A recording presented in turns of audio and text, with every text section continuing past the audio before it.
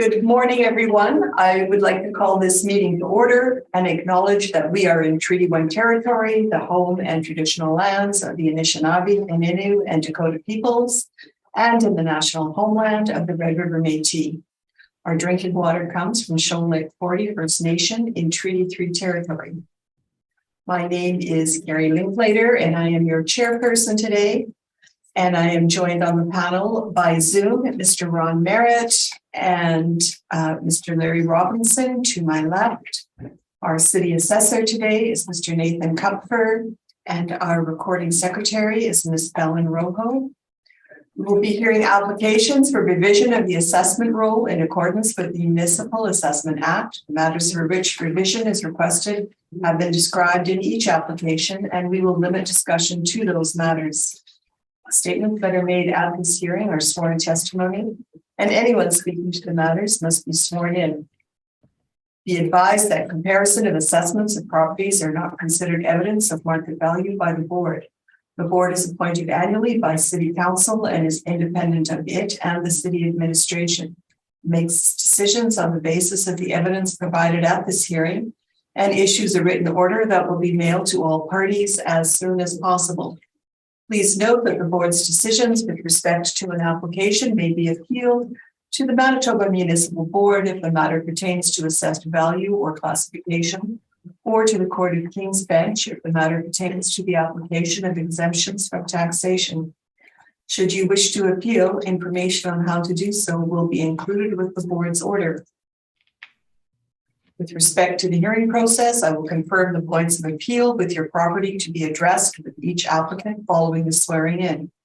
We will then have the assessor's testimony followed by questions that the applicant may have, and then the applicant's testimony followed by questions. Each side will have an opportunity to summarize if they wish.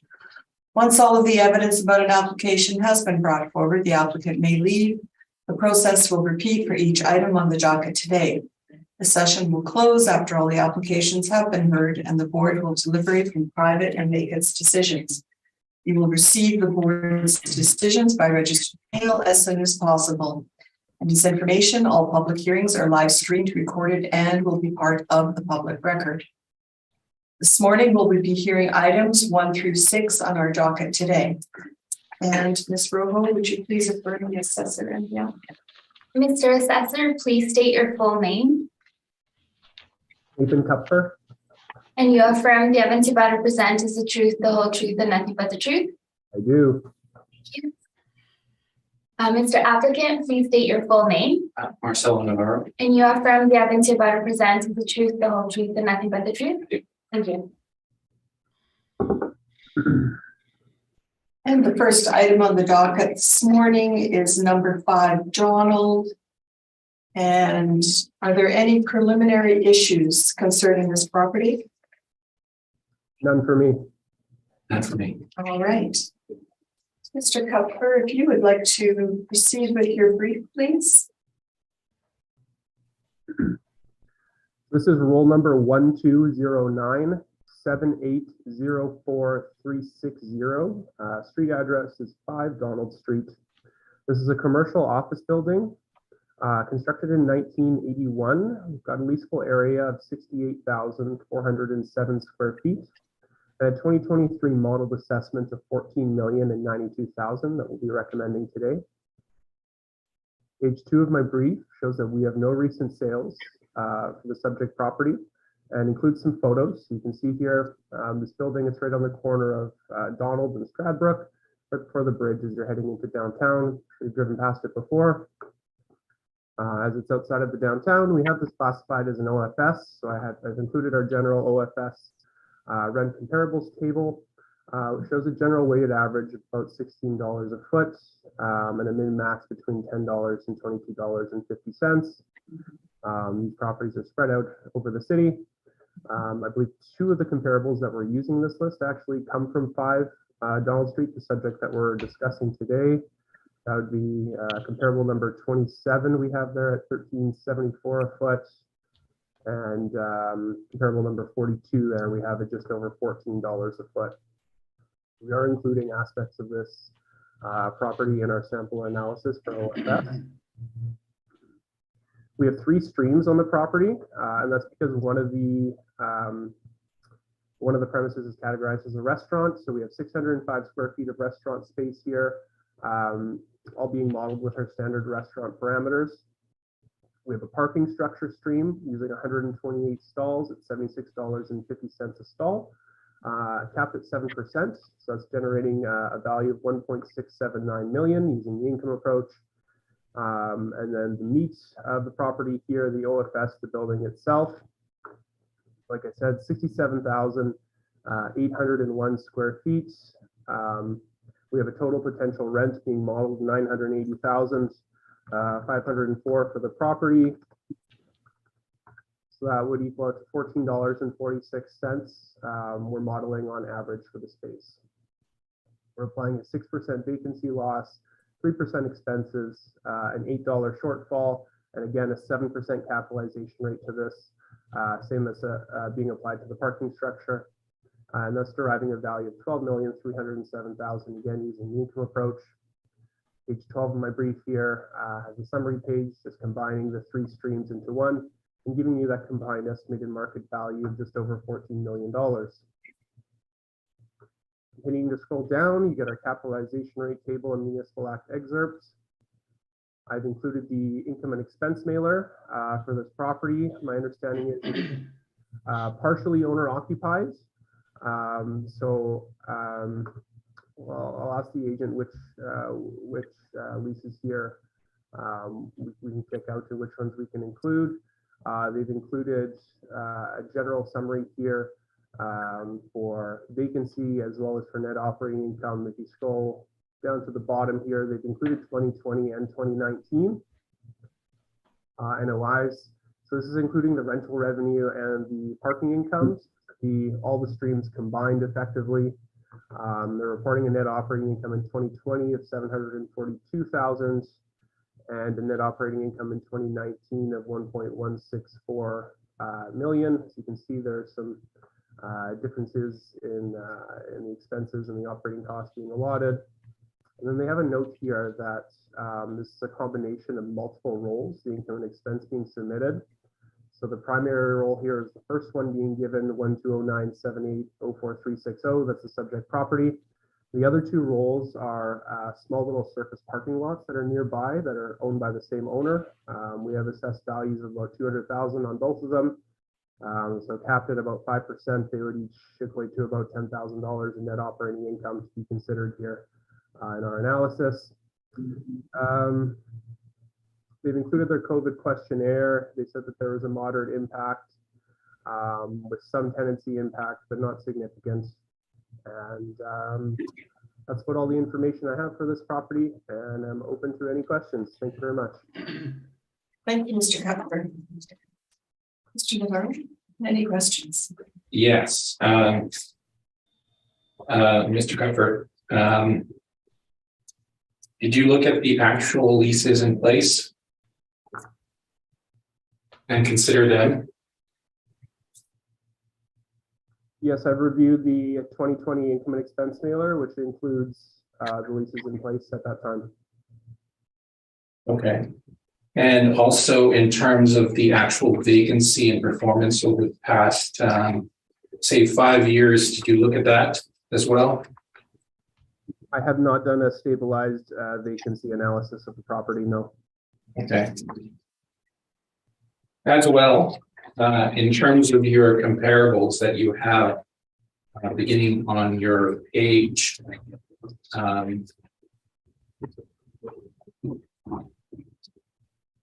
4, I believe. The first question is, in general, are these properties located just on the outside of the city center or the downtown? Some of them are. The majority of them are spread out over the city. Over the city or just outside of the downtown? Most of them are spread out over the entire city.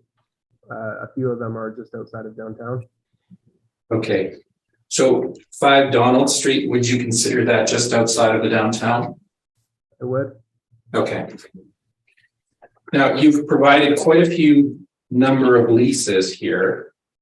And you don't have one that is in the neighborhood of this size, correct?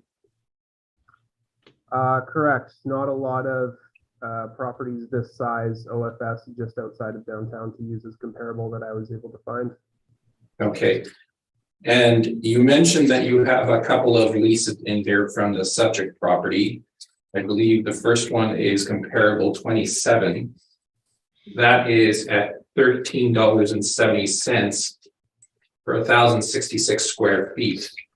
And again, we're not comparing apples to apples here because again, there's a huge discrepancy in the size here between the overall size of the building and this unit. That being said, that small unit is achieving a rent lower than your average rent that you've assigned for this building. Is that correct? That's correct. I think I said it was 1446 is our modeled average here, and then that 1446. Okay. That unit was at 1374, 1375. Okay. Okay, and in terms of valuation itself, this is all modeled. You haven't adjusted anything in this property. I have not adjusted anything. I believe it's all straight out of the model. Okay. Now, the last question pertains to the first space, which I believe is the restaurant space. Now, that is located within the subject property. I believe so, yes. Okay. May I ask why you would even separate the income stream at that point if it is located within the property? Based on the usage as a restaurant, it was classified as a restaurant. Could you sell the restaurant separately? No, I don't believe you would sell the restaurant separately. I haven't inspected the property personally, though, so I can't say definitively. Okay, those are my questions. Thank you. Thank you. Mr. Merritt, did you have any questions? Yes, Madam Chairman. Mr. Kupfer, you have put a value to the restaurant there, which consists of 605 square feet. Is this a sit-in or is it strictly takeout? So I believe, I haven't been to this restaurant. It's called Sips and Nibbles. And I believe they're renting for $8.50 a foot on a month-to-month lease. I got it right in my notes here. And are they still in existence as at the reference date? They are in existence as of the 2020 income and expense mailer. I can't say if they made it until April 1, 2021.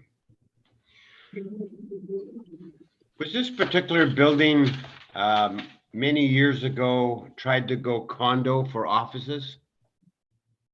Are you aware of that? If it was many years ago, you'd probably have to ask someone else. Okay. I have no other questions, but I'm chairperson. Thank you. Thank you. Mr. Robinson. I have no questions. Right. Thank you. I have no questions either. If you would like to proceed, would you read it? Sure. I will skip through some of this in order to make this go by faster, but we can look at the pictures of the property on page 6 and 7, and then go to page 12. So obviously we've used the income approach and we have looked at market comparables. You can see a set of market comparables on page 12. We use several 90 market, 155 Fort, 213 Notre Dame, and even a couple from the subject property. What we were going for in terms of our selection was properties that were in the downtown or closer to the downtown. This property is just on the outside of the downtown, so we think it's more reflective of, say, a suburban office in the Kenniston area or in the Sage Creek area. That being said, we feel that the rents that are in place are reflective of the market. Now, there are several vacant units and we have put a rent that we think is reflective of market on those. And we have come up with a rent of $11.30. Now, if you turn over to the next page, we reviewed the vacancy for this property starting in 2016. And again, it goes from 1350 to 1328 in 2019, 24.77 in 2020. Obviously, we've adjusted the vacancy. And in terms of the adjustment on the vacancy, we've adjusted that to 15%. In terms of the shortfall, we have an $8 per square foot shortfall. Non-recovered expenses, these are the non-recoverable expenses of 5%. And just to remind everyone, the city uses effectively what is 1% non-recoverable expense allowance. They do allow for 2% structural, just like we do, but that is separate. So in total, it adds up to 7% on our side. On their side, it adds up to 3%.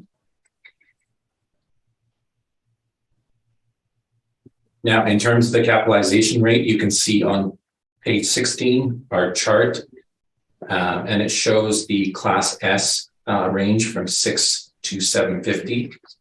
And we've put a capitalization rate of 7% on this property. Now, in terms of the parking value, we have no disagreement with the parking value that was assigned to it. So we simply added the parking value to our main income stream, which is the building. So $7,560,000, as you can see on page 17. Being our total, and then we've added $1,679,000 for a total of $9,239,000. Now, one thing that I have to come back to is the issue of the restaurant. We have the restaurant under the income stream of the building. It is within the building. We don't know how you can physically separate them. Can't sell the building off as a separate entity. So it should be considered under the same income stream. It just happens to be a different use.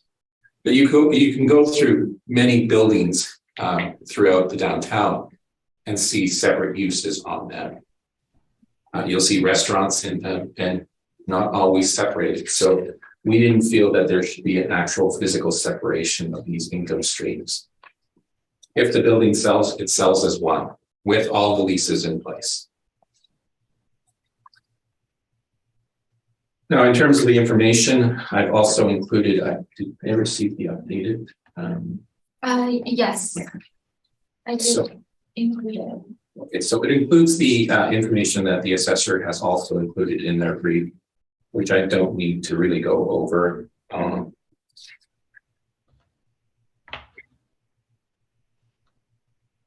And that is my presentation, and I'm open for questions. Thank you. Pick up for questions of the applicants. Yes, please. I'd start off by saying I'd agree that the restaurant could be capped at 7% with the rest of the structure. It doesn't make sense to cap one part of it differently like that.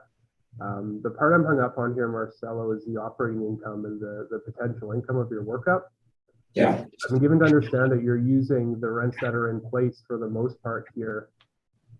Then how is the operating income that's being achieved by the property so much greater than the operating income that you've got in your workup here? Right. So you're talking about the leasehold versus the fee simple, correct? I'm talking about the last pages of my brief here where they report the 2019 and the 2020 net operating incomes and the rental revenues. And even the reported rental revenues are higher than the potential gross that you're using. Right. So again, and this is where I have to get into the technicalities of this valuation. So we are looking at a fee simple valuation. And in the fee simple valuation, we make certain market adjustments. We make market adjustments for vacancy.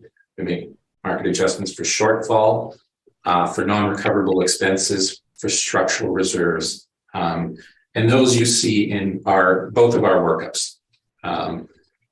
Now, The leasehold interpretation does not include those adjustments. So if we were to factor in those adjustments as we see them, the 742 would need to be adjusted for vacancy, for shortfall, for non-recoverable expenses, for structural. So that is why you see a difference in the two. Now, where it lands in the end, it may land slightly above or slightly below. But that is the difference between looking at the lease fee interest and the fee simple interest. So you're right in pointing out something that it is higher, but that is because we are looking at the lease fee interest, which doesn't include those other market adjustments that you would see in the fee simple interest. Concerning the vacancy, that would be included though in the rental revenue that's being achieved here, right? They're reporting the actual rental revenue that would be encompassing of whatever was lost from that. Right. So if you see the net rents that we apply to the property on the fee simple side, those also include the net rental revenues. And we are also talking about the income streams of the parking lots. Yes, there would be slight difference, but again, we're looking at two different outlooks here. One is the fee simple and one is leasehold. So if we want to value things on the leasehold interest, then we need to address certain issues. Those other market parameters that we're missing out of that interpretation. Okay, thank you. Mr. Merritt, any questions? Thank you, Madam Chairperson. Mr. Navarro, I think I've sat on this property a few times. Why have you sort of ignored the restaurant evaluation when the city has always done presentations for the restaurant? Yeah, because we disagree with them. All right. So I'm looking, so it all boils down that your cap rate and the city's cap rate is exactly the same for the buildings, correct? I believe the cap rate that the assessor has on the building is 7. The 7. Okay. Yeah. 7. And you're at 7. Yeah. Okay.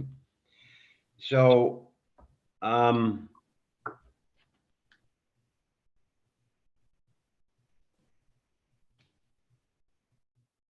so it all boils down to be the non-recovery and rents, correct? Correct. And yes, I mean, the interpretation of the non-recoverable expenses, which, Yeah. you know, So the situation all boils down to that the city are much higher and you're much lower, and there's a difference of like $5 million, correct? Absolutely. Okay. And we've always contested this. Going forward, we've appealed this to the municipal board. We don't understand the city's interpretation of how they calculate the income on this property. Because again, this is a professional organization, Shelter Canadian. I don't think they're giving anyone a break on these rents. You see rent steps, you see leases that have been, started or renewed recently. So clearly, there's a difference in terms of the market projection for income from our side versus the assessor.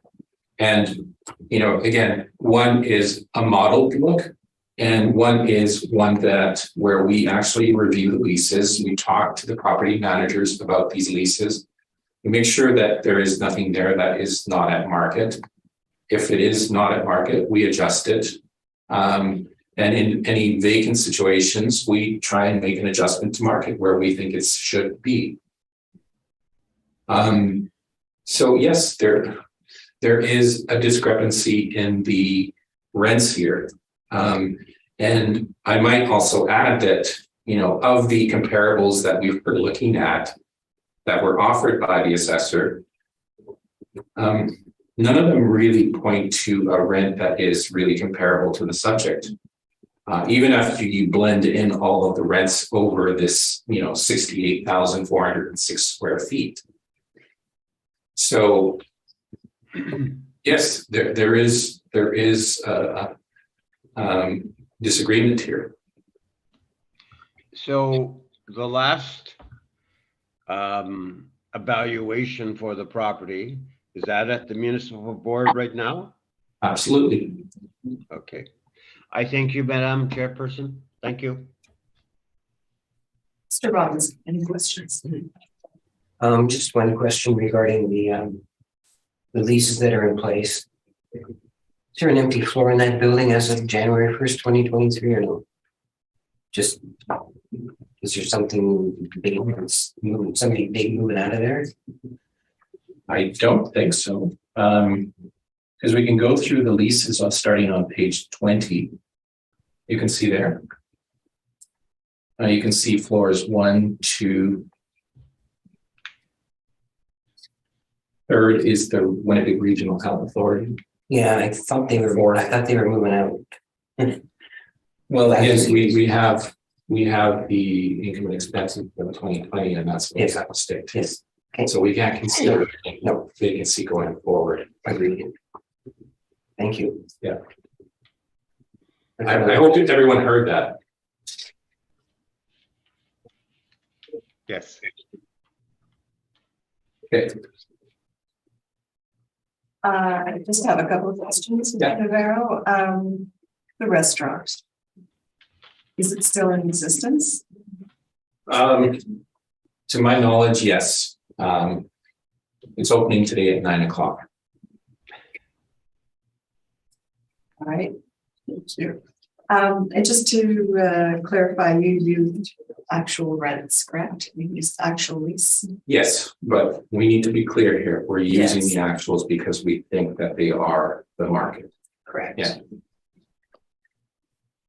And Mr. Kupfer, you were using model, correct? I was using the model, yes, and I asked Mr. Navarro why, if he's using the actuals, the operating income he don't add up. I'm not sure I was able to make sense of his answer, but he did give me one. Okay, and I thank you. Any wish for a summation? By attorney? Nope. No? All right. Thank you. We will move on to the second item on the docket, which is 28 Queen Elizabeth Way. Mr. Kupfer, if you could. Oh, there's no preliminary issues with this property? Not that I could see, Mr. Kupfer? No. No.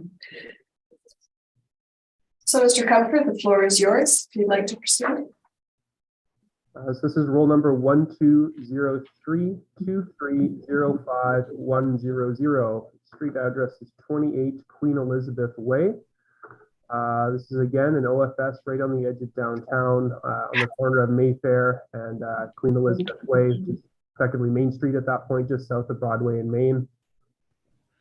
It's a commercial office building, it's 3 stories, constructed between 1989 and 2013. So missing some components were built after the originals there.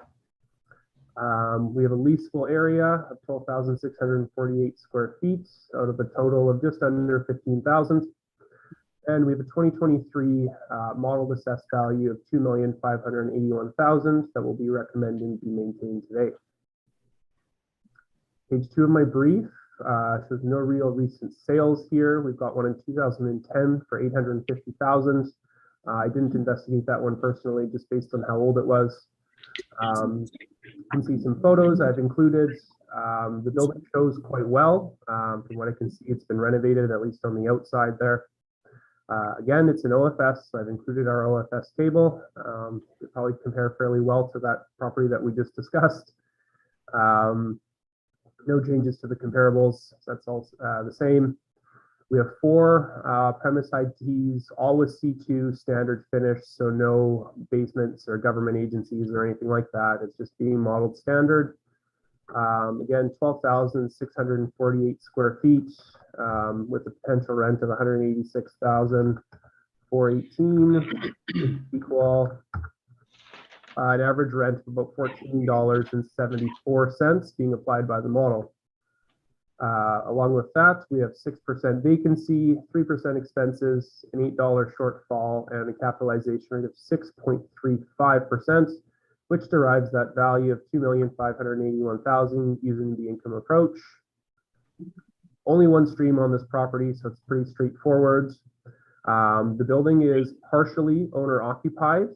So we have a couple of rents we can use for reference, and then a couple of spaces that are occupied, I believe, by the owner WRE Developments. So if you scroll to the bottom of my brief, I've included the master rent roll. So this is a merged rent roll, including 109 Mayfair and 28 Queen Elizabeth Way. So at the bottom of the rent roll includes the rents for 28 Queen Elizabeth Way, which is the subject property. And it's showing Capstone Ridge Group as a tenant and Labor Ready Temporal Services as a tenant, and then WRE Developments is the owner. So from what I can see here, Labor Ready is paying $19.55 for rent. Capstone Ridge Group, it's not showing on this one. I have in my notes here, I think. I think they're paying $21.50, but it was noted as being gross or semi-gross. So that one's kind of a tricky one to break down without actually looking at a copy of the lease. This is the information that we have. And at this time, I'm going to recommend that modeled assessment be maintained. Thank you. All right, thank you. Mr. Navarro, questions? Yes. So you mentioned the lease, which occurred about a little over 10 years ago. I believe it was in 2010. And at $850,000. Now, that's about a 205% increase since 2010, which is about almost 19% annually over those 10 years. Do you think that that's appropriate for this marketplace? Do you think 200% over that 10-year period or so is? Well, without inspecting the property, you really can't say. I can see that an effective age has been added here, so I would suggest the building has likely been renovated to some extent to help incorporate some of that increase. Okay, very good. So in terms of your valuation here, this is completely model driven? I believe so, yes. I have not changed anything with it. Okay, and in terms of the property itself, is this another one of those cases where the property is just on the outside of the downtown? Yeah, in this case, I would say even closer than the last one. Okay. Okay. Now, does this property have parking? It does appear to have parking on the south side of the building. You can see on page 2 of my brief. I would eyeball it at about a dozen parking spots. Okay. Those are my questions. Thank you. Thank you. And Mr. Merritt? I have no questions. The only thing that I can see is that, is there a brief by the applicant? Yes, Yes. Okay. I missed it. there are 2 of them. Okay. I have no questions, but Thank you. Mr. Robinson? I have no questions either. Thank you. And I also have no questions. Mr. Navarro, if you'd like to proceed with your brief. Okay. In terms of the gross floor area, we have 14,983. This is on page 12 or 2. and leasable area of 12,648 square feet over 3 stories. On page 6, you can see the property and its general location just over the Main Street Bridge, adjacent to Mayfair. And in terms of the valuation, again, we use some of the similar sales. Again, this property is, again, right outside of the downtown. So we were very specific about the properties that we were going to look at.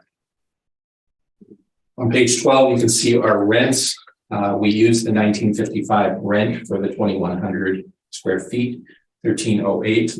Mr. Cupford is correct that this is a gross rent. We left it in place simply because we think that even though it is a gross rent, it's actually probably around where the net rent would be anyways. In terms of the space, the 4,750 square feet, $12.50, and we gave the same $12.50 for the next space. 1376.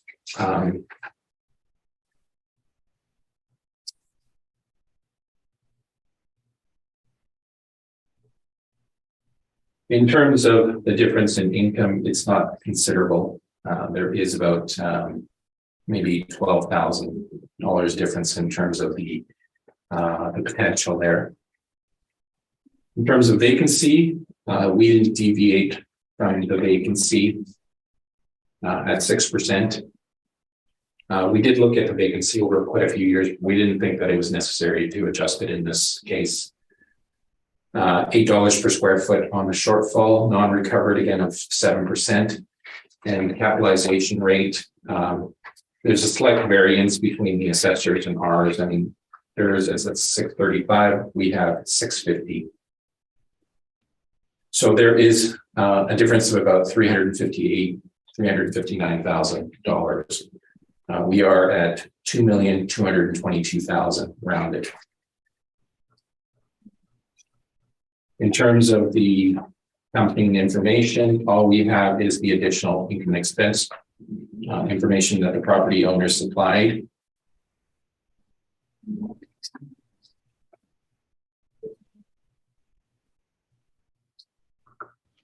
And that is my presentation. Thank you. Mr. Cupford, questions? I just wanted to ask Mr. Navarro if he had a bit more information on that gross lease. It stands out to me that these two spaces are renting for such a drastic difference. My understanding is they're both fairly similar. Do you know why one's at $19.55 and the other one's renting at $13? Yeah. So typically when we see a higher lease, it probably includes some type of improvements there. More recent improvements, either an inducement where they've done renovations or the landlord has gone in there and done renovations. So it is out of place, but that is our position, that it is actually because of the renovations that have been done. So if that rent is a little bit out of place, why are we using that rent as the guiding rent for the other leasable areas, the owner occupied leasable areas you have all the way down at $12.50? Well, they're larger spaces to begin with, and likely don't include the improvements that one unit has had. Okay. Thank you. Thank you. Mr. Merritt? I have none. Thank you. Mr. Robinson? No questions for me right now either. Thank you. Okay. Mr. Navarro, I just have one question regarding the parking, because there is some parking. I think Mr. Cupford had indicated that. Yeah. And there is no charge for the parking. The one lease where I'm looking at But includes 3 spaces. So that is actually included with the lease. okay, that's what I was thinking. And because this is outside of the downtown, most commercial properties have a parking requirement that comes with the zoning in place and under the general zoning policy. Okay. So you're required to provide parking anyways. in the downtown, when we see office buildings with parking, we separate those streams out. Because in the downtown, there's a different zoning policy in place that doesn't include parking as a requirement. So we separate the two out, but if you ever see commercial properties in the outside of the downtown, whether they're retail or industrial or office properties like this, it's because there is a requirement for parking in the downtown or outside of the downtown. Okay, thank you. That's all my questions. Do either of you have a wish for a summation? None for me. Thank you. Mr. Navarro? No, I don't. Thank you. We'll proceed to our next property, which is 236 Osborne Street.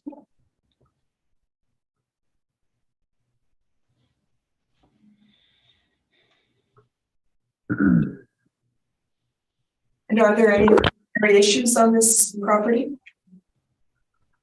None for me. Mr. Navarro? Yep. I didn't see any either. Mr. Pepper, if you'd like to proceed with this property, please.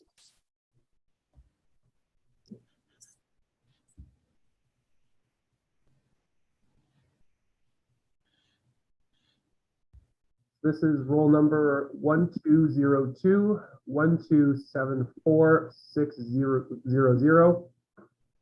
Street address is 236 Osborne Street. This is again a commercial office building. This one is only 2 stories. It's fairly newer, constructed in 1999. We haven't applied any effective age. It's just being modeled as 1999. The leasable area, a little over 15,000 square feet, and a gross floor area of just over 17,000 square feet. A 2023 modeled assessment of $4,016,000 that we'll be recommending be maintained today. If you scroll to page 2 of my brief, you can see we have no subject sale history. I believe this is the original owners of the building. So it was constructed in '99. I've included photos on pages 3 and 4 for you to review. So you can see this is the building right on the corner of Osborne Street and McMillan there. So it's a well-trafficked area.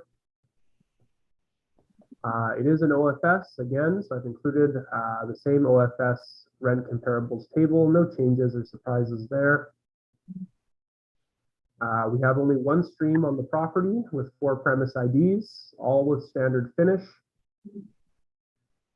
Total square footage, like I said, is 15,800 square feet, and we have a modeled potential rent just over 290,000. It means our model is applying an average rent of about $18.35. We're using 6% vacancy, 3% expenses, and an $8 shortfall. Again, all standard per our model OFS. And a capitalization rate of 6.4%, which is deriving that estimated market value of $4,016,000 using the income approach. I've included the income and expense mailer for this property. They indicate that the leases are gross, and they include expenses that nearly total the amount that they're claiming as income. So it's not something we can use to rely on here, unfortunately. I would point to our OFS rent comparables table and the other information that we've reviewed. And again, would reiterate that I think that the 2023 assessment should be maintained. Thank you. Thank you. Mr. Navarro, questions? Right. Yeah. So this building is roughly it's almost at 16,000 square feet, it's just under that. And going through your comparables, you have a comparable 34 on page 6. Sorry, let me start with the first one. Comparable 12 on page 5, which is 12,475 square feet at 1350. And comparable 34 on page 6, that is 13,006 square feet at 1550. Comparable 57, 18,400 at $17 per square foot. And on page 8, you have several here that are in the over 10,000 square foot range. 1,000 Waverly, which is number 76 at 1520. Number 77, 870 Pembina, which is $17 per square foot at 14,370 square feet. And again, number 81, 850 Pembina, which is 15,090 square feet at $15 per square foot. Now, aside from the fact that this property, again, is one of those properties that we think is closer to the downtown, none of your comparable properties are actually as high as that compare in terms of size, are in that range which the model has predicted. Is the model actually, what is the model adjusting for that brings it up higher than these comparables that you have? Well, I wouldn't agree with your analysis there, Marcelo, for a couple of reasons. The leasable area, if it was one single tenant that was occupying 15,000 square feet, I would agree with you that they would likely sign a lease for a lower square footage or a lower price per square foot rather. But that isn't the case here. We have a minimum of 4 tenants. So the 15,000 square feet is being divided into four premise IDs. One of them is larger at a little over 8,000 square feet. The other ones are actually probably a little bit below average for our rent comparable tables at about 2,700 and 1,900. So my comparables table here is comparing the premise, not the entire building. So we have some that are larger and some that are smaller. I think our rents that are in the rents for the 2,000-ish square foot spaces are fairly supported by our model. And I would agree with you, like I said at the beginning, that if it was being rented to one single tenant, that entire space, they would likely achieve some economies of scale and rent for a little bit less. So you do agree with that argument? That if it was one full space, then yes, I would expect it to go for less, or just in general, a larger office space can rent for less, yes, per foot. Thank you. Those are my questions. Thank you. Mr. Merritt, questions? Thank you, Madam Chairperson. Mr. Kupfer, Roger Watson has been there for a number of years, and I'm not sure about the other tenants, but they are a retail business, are they not? I'm not sure, to be honest. I didn't look up that company and what they do. Yeah. So is there any parking to this building or buildings? That's a good question. Looking at page 3 of my brief, you can see an overhead view with the lines drawn there, which kind of show you where the parking area would be to the east of the building behind it there. I don't have a number of parking stalls marked off here on my brief, but just looking at it, I would say that yes, it does have parking. I wouldn't say a large surplus, but it does back onto a fairly large parking lot, which I'm sure visitors and whatnot would also use if they're accessing the office. Yeah. You know? Mm-hmm. The whole evaluation is all market driven. I mean, Model driven, yes, sir. model driven. Thank you. I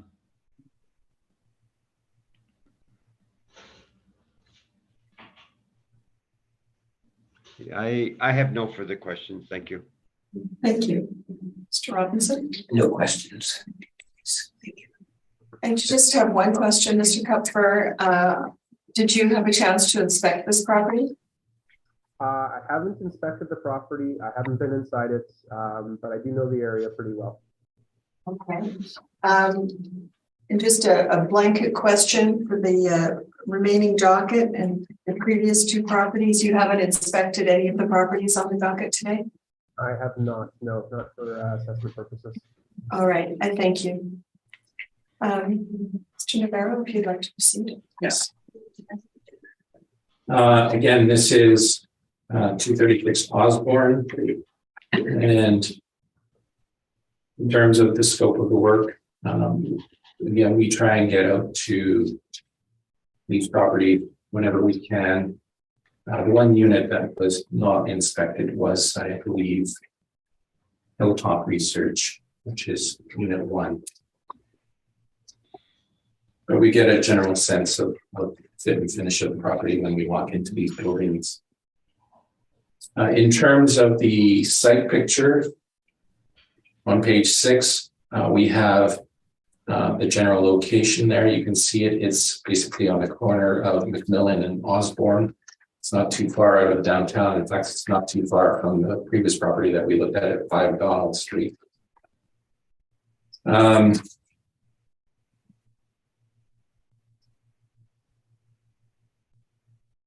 Again, we used similar comparables because we do think that this is, again, just outside of downtown.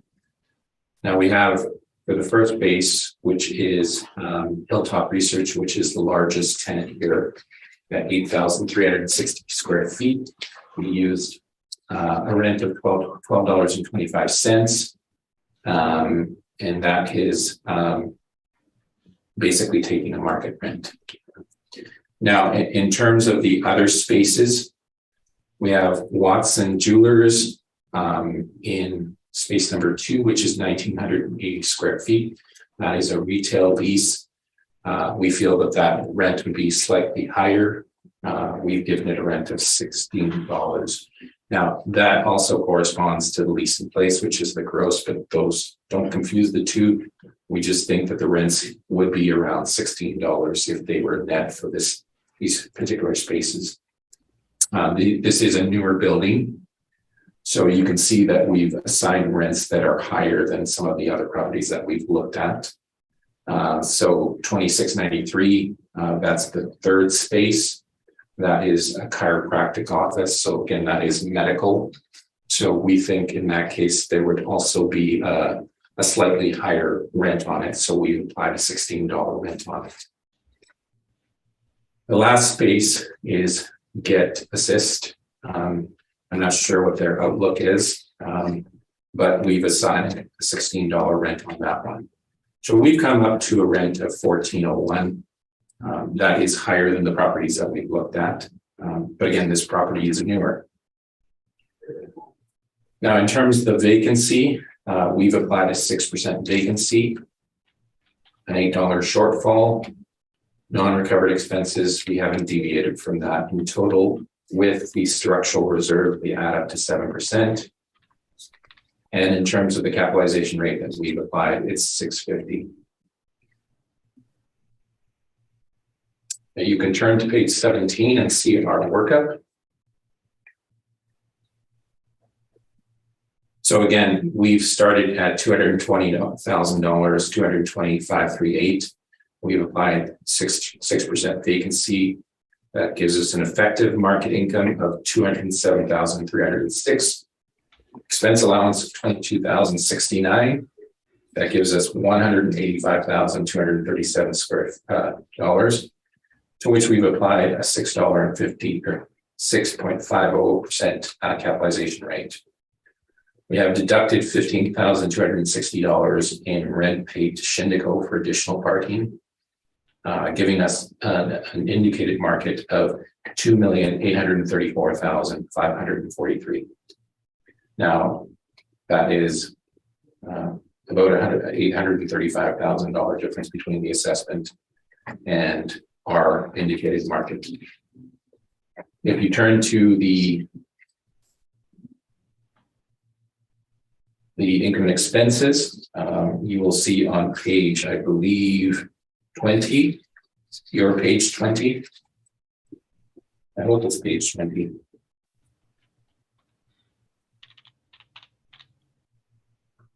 $18, $19, $20, yes. So you can see here that the client has filled out the income and expenses. And again, from our perspective, this is the least fee. Okay, So you see that the total income is $329,324. And expenses here are $365,323. Now, there are some expenses there that probably are not appropriate. For example, federal tax interest is probably one that shouldn't be in there, and it's considerable. It's $82,633. However, even taking that into account, if we were to add that or deduct that $82,633 from the total expenses, we would be far below what we have estimated as the net operating income. And so this goes back to my argument about why we don't look at the lease fee. Because we make certain market adjustments. We make adjustments on market rent. We make adjustments where needed on market vacancy. We make the adjustment for shortfall, and so on and so on. But had we looked at this, we would be looking at a net operating income well below our own. So we haven't. We've ignored it. And specifically for the reason that we don't look at the lease fee, we look at the fee simple.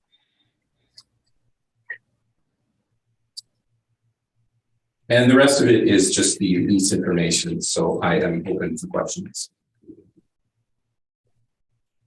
And I thank you. Mr. Cuthbert, questions? I was wondering if you could unpack that comment you made about renting parking from Shindico. I'm just noticing here the income and expense mailers indicating that the property has 41 parking stalls already.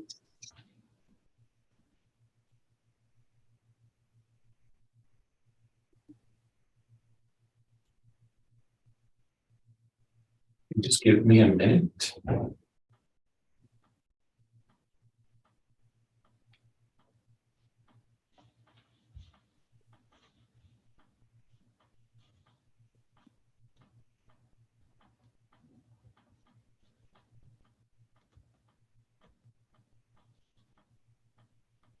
So you see the overhead picture of the building. I'm going to probably turn to yours. Just because I think it's a better representation. So you're page 3. I'm looking at it, yes. Okay. Do you think that you can fit 41 stalls in that space? No, I would say maybe half that. Yeah. So that is why they lease 15 additional from the property beside it. So you're saying that the property to the south is owned by Shindico and they rent an additional 20 or so parking stalls from them? Yes, it's actually the exact count, I believe, is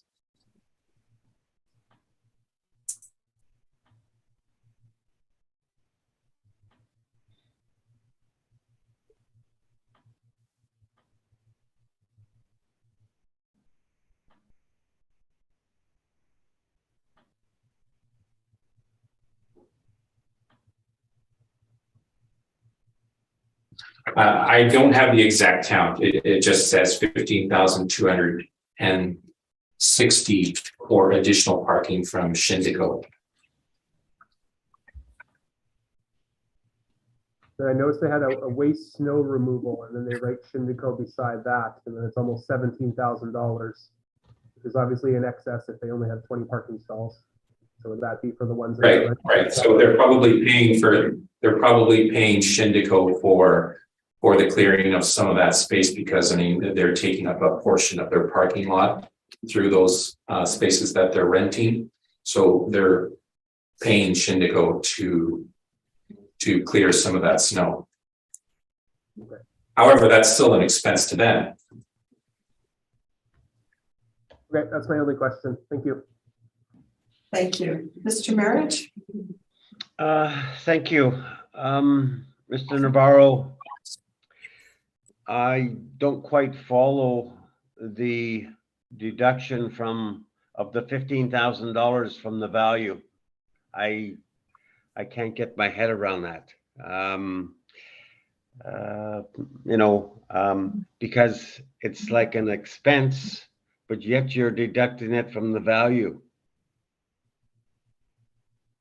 Yeah, it would have more effect on the expense side because then it would Yeah, be. Yeah, I worked that number, just, deducting and, if you say that's an expense, that gives your NOI of 170 and you cap it and gives you a lower value of about $200,000. So I don't know. Yeah.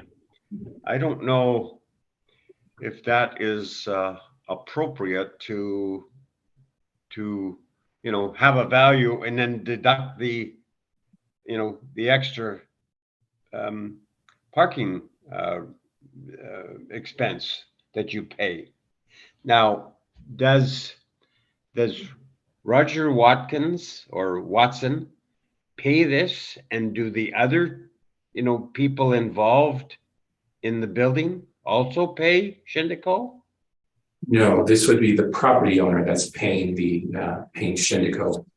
However, getting back to your comment about how you don't see this, we do this in quite a few locations where an owner doesn't have enough parking, so they lease out space, additional parking space in other adjacent properties. Yeah, but you don't deduct it from the value. It's normally an expense. Well, then it would have more of an effect, wouldn't it? I know that, but what is correct? This is, I mean, look, when we typically make that adjustment, it's because they're leasing an entire parking lot. And then we can deduct the entire value of that parking lot. Say they were leasing a parking lot that's 10,000 square feet and it was valued at $400,000. We would deduct that $400,000 from this property. However, in this case, they're only effectively renting a small portion of that parking lot. So we can't deduct the entire value of that property. All right, we'll discuss this amongst the panel. So I thank you very kindly, Madam Chairperson. Thank you. Thank you, Mr. Robinson. No questions. I also have no questions on this. Any wish for a summation by either of you? Done, thank you. No, thank you. And we are just going to take a 5-minute break right now. Thank you. And I would like to call this hearing back to order, and we are going to move on to our next property, which is 452 River Avenue. And I understand that the applicant has not submitted a brief. No, and Mr. Cutford is actually familiar with this case.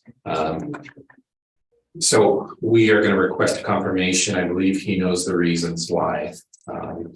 So I don't think we're representing this client anymore. We just have not been able to reach him for months and months. Right. Yeah. Mr. Cutford? I'm in agreement with that. If you want, I can just take you through the property quickly. Yes, if you would, please. This is roll number 1203-2108-100. Street address 452 River Avenue. This is a commercial office building, 3 stories in height, constructed in 1910 with an effective age being applied of 1950. We have a leasable area on file of 24,131 square feet out of a gross of 31,717 square feet. And we have a modeled 2023 assessment of $2,272,000 that we're recommending be maintained today. Due to the age of the property, this is an OFD we have classified. So you see some lower rents than what you would have been seeing from our OFS comparables and our OFS model. A 15% vacancy is also quite a bit higher, 3% expenses, $8 shortfall, and a capitalization rate of 7.7%. Gives you that value of $2,272,000 that again, I'll be recommending be maintained. Thank you. Thank you. And again, Mr. Navarro, you're requesting a confirmation? Yes, correct.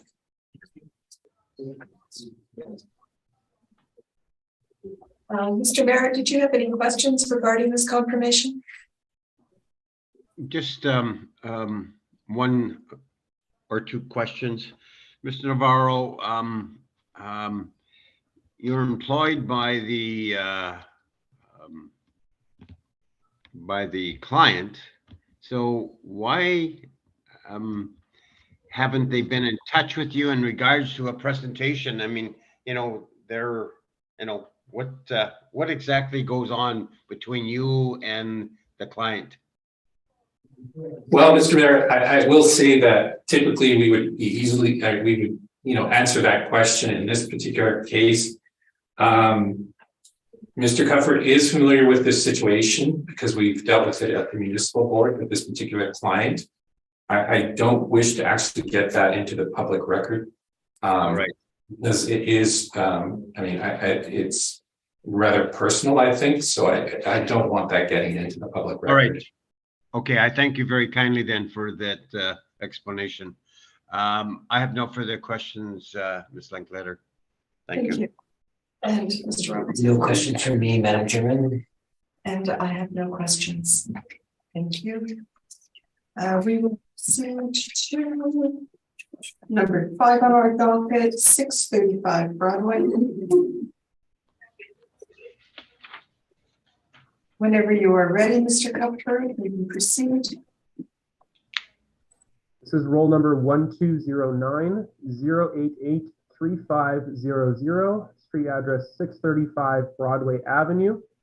This is owner occupied by the Liberal headquarters of Canada. It's a commercial office building, all one story, all one premise, constructed between 1986 and 1987. The leasable area is the full gross area, as it's only one tenant on one floor, 4,576 square feet. And we have a 2023 modeled assessment. Again, I haven't made any changes, 941,000 that we'll be recommending be maintained today. Page 2 of my brief shows no recent sales for the property and has some photos as well for your reference. So right on the corner of Langside and Broadway here. I think I had identified, one pretty good comp here. Number 12 at 255 Sherbrooke is essentially right around the corner. It's a larger space than the subject, and it's renting at $13.50 net. Other than that, I just have the general OFS rent comparables table here for you. So like I said, looking at our workup here, we've got 4,576 square feet, being modeled at $14.62. Again, it's owner occupied, so we don't have a net lease to compare that to, just our general comparables there.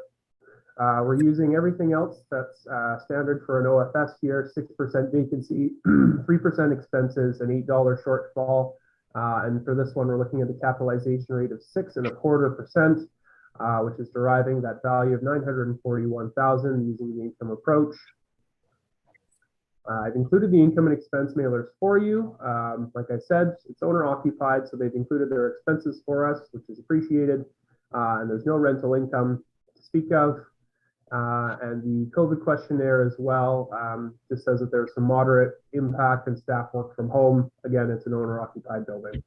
So that's all the information I have on this subject property, and I'm open to any questions. Thank you very much. Thank you. Mr. Navarro. I don't believe I have any questions on this property. Thank you. Mr. Merritt. I thank you. Mr. Kupfer, any parking to the building? Well, it's a good question. It doesn't look like there is significant parking. If I'm reading the lines here on my brief, obviously it's got that little bit onto the front and Broadway, and then a small area on the back. If there is parking, I would put it at 6 to 8 stalls. The income and expense mailer here, they don't indicate if there's any stalls or not, so I can't say definitively. Yeah, I'm just looking at the plan area. The plan area and the lease area are exactly the same, so I don't know whether there is or not. Well, that just means that the building is the same size as the leasable area, right? So we're not taking out any area for stairs or anything like that. And this is all, Nathan, this is all model driven, and the cap rate is applicable to this property because of the age and location? That's the argument that we would make, yes. We've got you're right, the cap rate's on the lower end. It's a smaller building. It's all on one story. This is what we're looking at. All right. I thank you. Thank you, Madam Chairperson. Thank you. Mr. Robinson. I have no questions. Mr. Cupford, as you stated, this property is at the corner of Broadway and Langside. That's right. And would that be considered a desirable area? I would argue that it's suiting the purpose for the tenants who are there, the owner occupants who are there. Okay. Mr. Navarro, if you would like to proceed. Okay, so I've been in this property.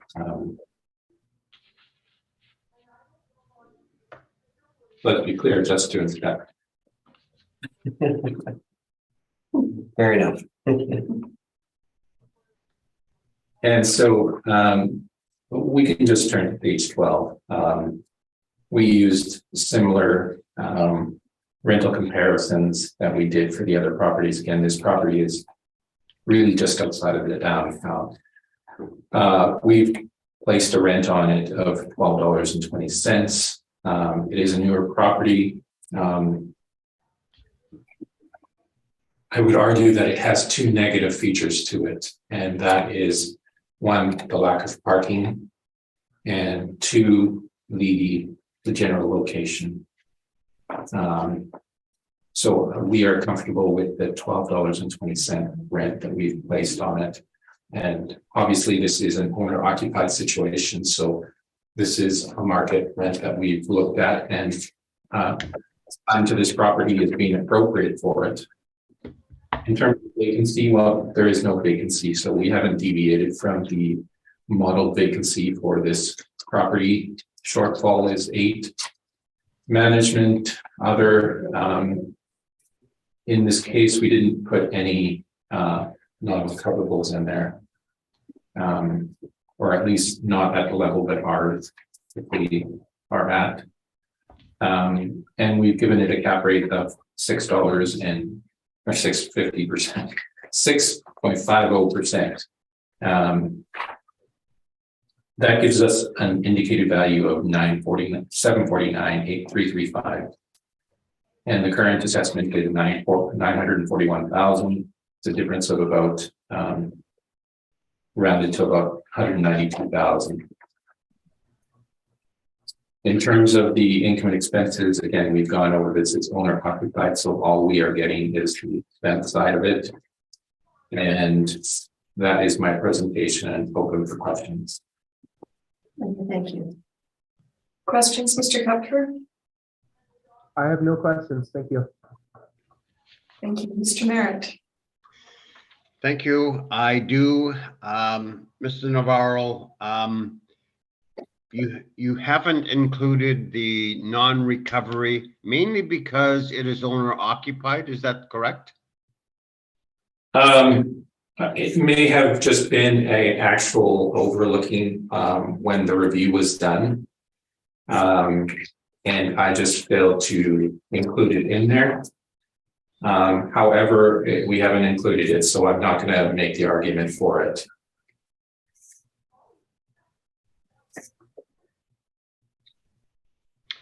Okay, and the cap rate of, you're pretty close in regards to, well, not.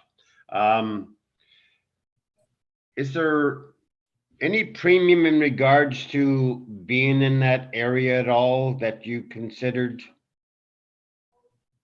By premium, do you mean any? Anything,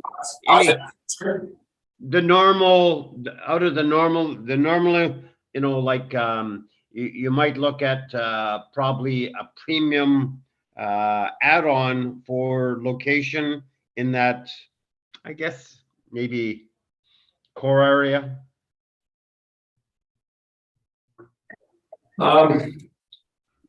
Without, without making a negative comment about the area, I'm not sure that this is the best area for an office property.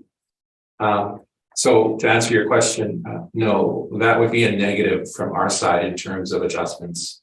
So instead of using the 6.25, you're going to 6.5, or are you just sticking at the 6.5? No premium for location? No add-on? No, I would add a premium for location if this was a better location, not if it's a worse location. In this case, I think the location is a negative. Okay, and I'm just go back to the non-recovery. Is it an oversight? Looking at it, it likely is an oversight, but again, I'm not making an argument for it, even if we've made an oversight on it. I'm just trying, Marcello, I'm just trying to be consistent. Just to give you an answer response, we don't deviate from the 5%. In this case, it kind of just caught me by surprise that it was not there, so it likely is an oversight. Yeah, because like I'm looking at other ones that are, the next property is, got the non-recovery. So I'm thinking, why wouldn't this have it too? So. Yeah. And again, it kind of catch me by surprise. So yes, typically we don't. But by tacking on the, the non-recovery, maybe 5% up to maybe 7%, that would lessen the NOI, which would decrease the, the value to the property, correct? I mean, absolutely. But again, we make some adjustments on the cap rate. And if we were to exclude the non-recoverable, the cap rate would be sitting at about 6.75. But again, that's one of those questions that is sometimes we don't have an exact answer to. So even if we put a 6.25% cap rate on this, no, I'm just going to say that cap rate is reflective of the condition that I saw this building at. I thank you. At the location. I thank you, Mr. Navarro. Thank you. Thank you, Madam Chairperson. Thank you. Mr. Robbins. No question from you, Madam Chair. Mr. Navarro, I just have a couple of questions. Yeah. You stated you inspected this property. Yes. And when was that? That was about 3 weeks ago. Okay. And can you speak to the condition of the property? It looks fine. It's a good looking property. In 1986, it's certainly not showing its age. So, and I mean, it's the headquarters for the Liberal Party, so it's not going to be run down. It's going to have regular maintenance done to it. I believe I may have actually looked at the permits that were done on it as well. So there has been some updating inside since 1986. So typically with any building, there is a time frame, and this you can see this more clearly when we use a cost approach. But most components of a building have about a 25-year lifespan. Those are the building mechanicals. The roof sometimes is even less than 20 years. So those have all been done. So it's a good little building. Unfortunately, it's located in the wrong neighborhood. And if it were located in a different neighborhood, it would have a higher value.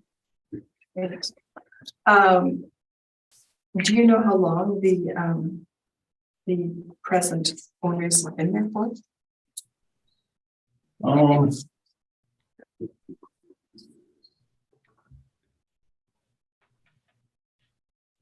You give me a second, I can just check on the computer.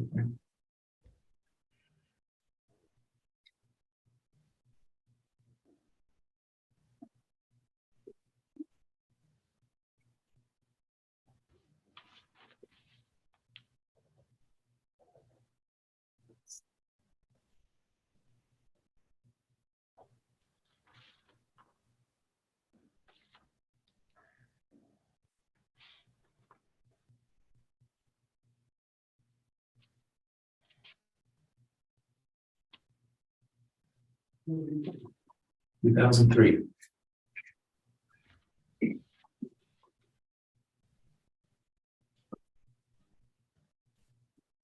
And I thank you. That's all my questions. Do either of you have a wish for a summation on this property? No summation, thank you. So then we will proceed to our last property, 360 McMillan Avenue. Mr. Cupfer, the floor is yours whenever you are ready. This is roll number 1209-770-1200, street address 360 McMillan Avenue. This is again a commercial office building, constructed in 1974. We have a leasable area of 11,034 square feet out of a total gross area of 11,830 square feet. I believe there's only one tenant in the building. It's Century 21. And we do have an arm's length net lease from what I can see and what was submitted. We have a 2023 assessed value being driven by our model at $2,268,000 that will be recommending be maintained today. Page 2 of my brief shows no recent sales for the property. I believe it's long-term ownership here and a long-term tenancy as well. I've included some photos for your review. So again, we're on the way into downtown here. This is right on the corner of McMillan and Donald. It's an OFS property like the majority we've discussed today. I've included the same comparables for your reference. Page 8 of my brief here shows the workup. We have only one income stream on this property. I'm not sure why the two tenants are divided the way that they are. Again, I believe it's just Century 21 in the building. But regardless, we have that total 11,034 square feet, which I believe is the same that's indicated by the tenants and the owners. 169,979 divided by the leasable area means we're using an average of $15.41 rounded off as the modeled rent for this building. We have 6% vacancy, 3% expenses, an $8 shortfall, and in this case, a capitalization rate of 6.6%, which is deriving that value of $2,268,000 using the income approach. Continuing to scroll down, we get to the income and expense information. Like I said, this is indicated to be a net lease. It's a long-term tenant. They're showing, go down beyond the COVID-19 questionnaire here, they've included their commercial rent roll. It shows Century 21 is the sole tenant. They've been there since at least 2008. They've had their most recent rent step up in 2019, and they're reporting a $12 net rent, which is grossed up to $28.13. So everything is being recovered by the owners. And that is all the information I have on the property, and I'm open to questions. Thank you. And I thank you. Mr. Navarro, questions? And yes, no adjustments have been made by you on this property. Correct. This is modeled. That's right. And these are the same sales comparables, or sorry, rent comparables that you've used for the other properties, correct? Correct. Okay, those are my questions. Thank you. Mr. Merritt. I thank you. Mr. Cuffer, you talked about in 2019, what happened again? There was a step up, did you say? I believe so, yeah. The date from showing on the rent roll here is showing as August 2019, but the original lease date is showing as August 2008. So that indicates to me that likely the rent would have been adjusted most recently in August 2019. That's usually how that information is presented. And like I said, it's showing they're reporting a $12 net lease. The land ratio is 3.69 to 1, which is substantial. Yeah, in this case, we have plenty of parking, so that shouldn't be an argument by Mr. Navarro for this one. Okay. Did you get a chance to look through the leases at all? I haven't read the actual lease agreements. In this case, like I said, it appears to just be one tenant, long-term tenant. They've been there for a long time. The owners own the building for a long time. Everyone seems to be happy. And they're renting all of the space, which is why they're probably getting that $12 a foot net rent, which is lower than what you would see as an average in that area if the space were divided up. And it was built in 1974. So is the applicable cap rate of that you're using of 6.6 applicable to the property that age? Well, it's a good question. I haven't been inside the building, but 6.6%, again, given the age, size, and location, doesn't seem out of whack to me. We have no effective age being applied to the building, which means no significant or substantial renovation has caught the eye of our department to the point where we went out and made that sort of adjustment. It's about the best I can give you on this one. Do you know offhand whether this property was appealed before? I can look that up in about 30 seconds for you. Say, or Mr. Navarro, do you know if you appealed this one through the last cycle?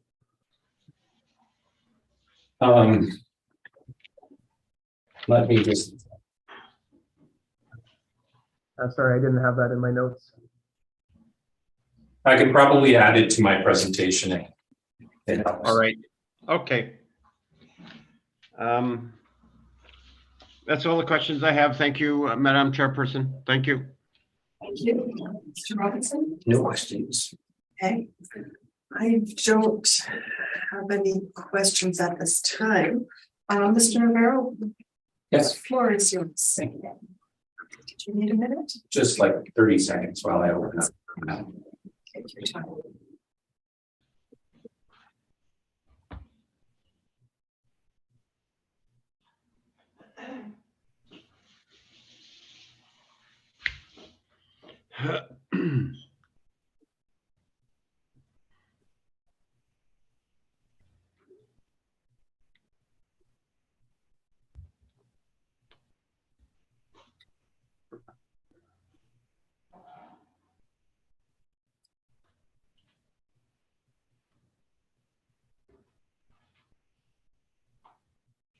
Okay, I have it. Thank you. I can start. Yes. So, Mr. Merritt, on the topic of your question about the appeal, I'll start with that just to get it out of the way. Okay. Yes, it was appealed to the municipal board, and there was an agreement on it. We don't typically disclose those agreements, No, so yeah. I won't go there. Thank you. Yes. Okay, so this is 360 McMillan, and if you're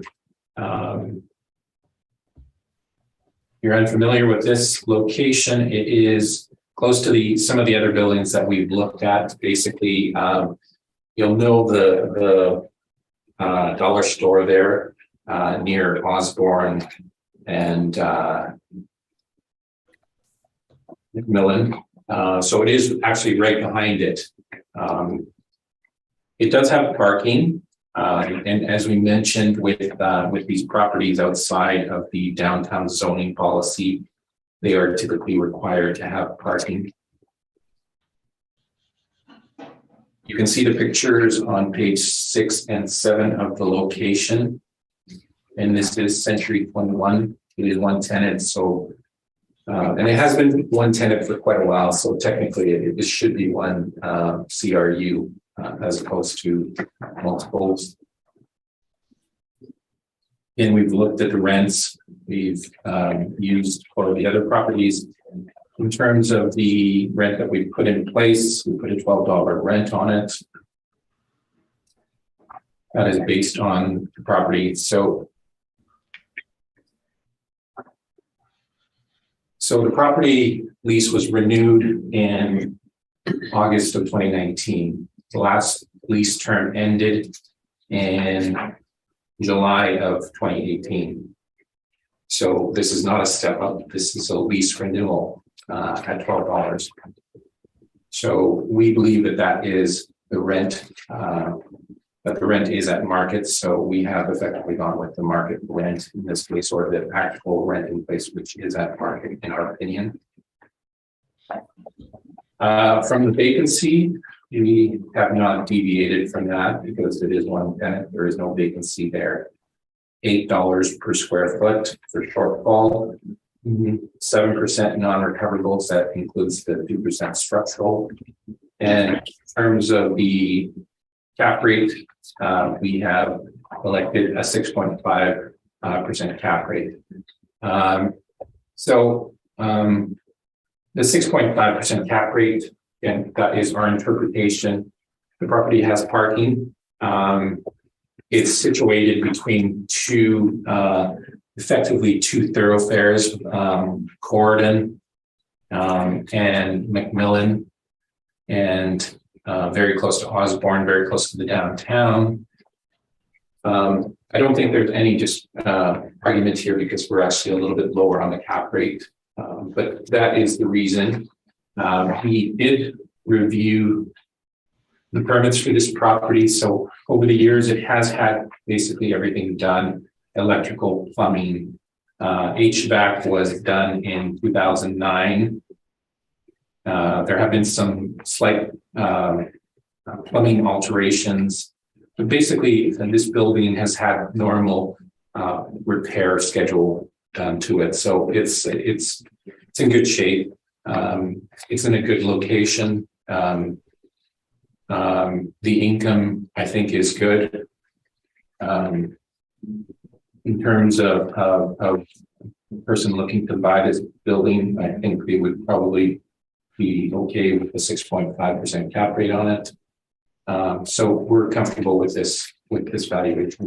And again, if you turn to page 17, see our rent there, our vacancy, we have an effective of $124,464, a net operating income of $110,455, cap rate of 6.5, $1,699,304, rounded to $1,699,000. And I am open for questions. Thank you. Mr. Cuthbert.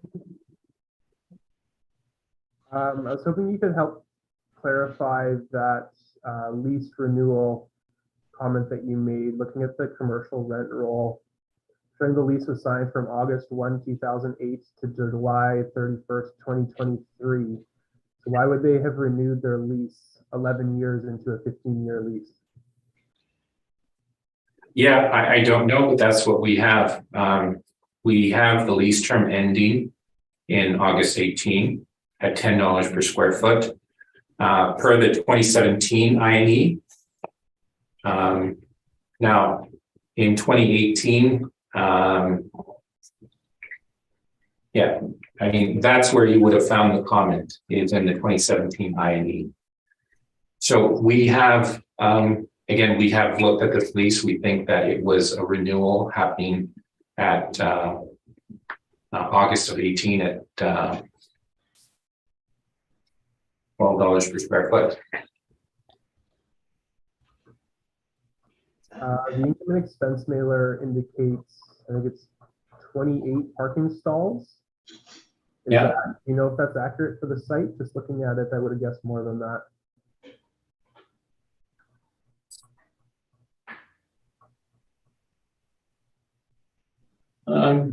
Let's see.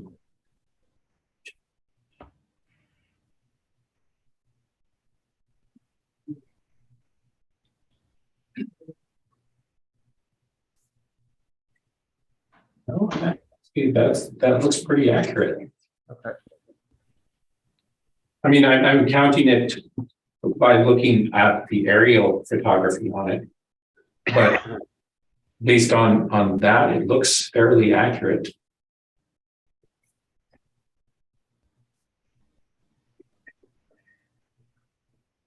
I have no other questions. Thank you. Thank you. Mr. Merritt? I have no questions, Madam Chairperson. Thank you. Mr. Robinson? I have nothing right now. Thank you. Did you inspect this property? I did walk in. I didn't do a full inspection, but I do at least try and get into at least a portion of the building. And did you speak to the condition of the building? I mean, that's why we were slightly below their cap rate. We think that it's at, Right. yeah. I think that's historic. I don't think I've ever seen that. Anyway. No, actually, we've gone lower. Yeah. Quite a few times. Anyway, that's all my questions. Yeah. Thank you. Do either of you have a wish for a summation of this property? I have none. Thank you. Yeah, thank you. All the items have been heard on the docket this morning, 1 through 6. And this hearing is now adjourned. And I thank you for your time, Mr. Cuthbert. Thank you all. Have a good day. Thank you. And Mr. Navarro. Thank you. Thank you.